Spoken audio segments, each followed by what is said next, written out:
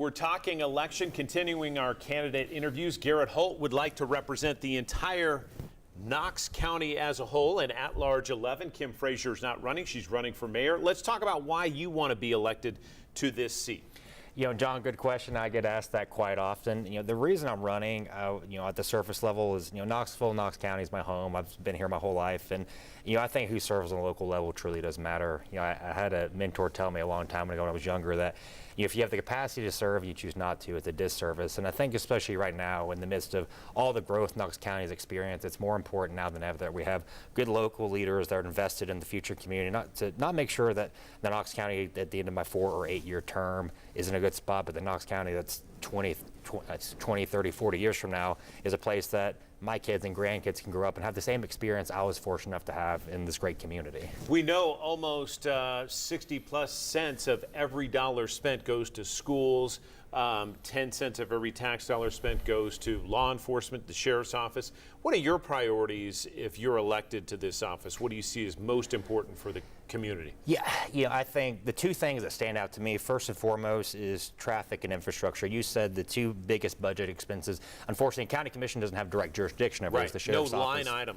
Exactly. So when we look at the things that Knox County has direct control over, I think that making sure that people can move effectively and efficiently throughout this community. If you talk to the average person living in Knox County, we're adding 5,000 new people here a year, and that's putting a ton of increased demands on all of our roads, all of our infrastructure. So how do we get proactive instead of reactive about that?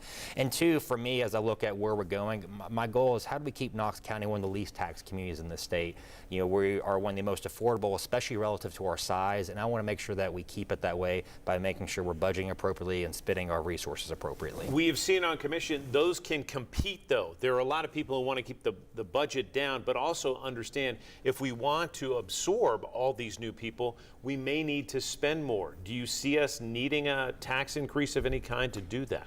I think it's a conversation that's going to be on the table in the next 2 to 3 years. One, with like you said, with the growth demands, changes in our incoming revenues when we've relied on growth to fuel us for 20+ years since the last time we had a tax increase.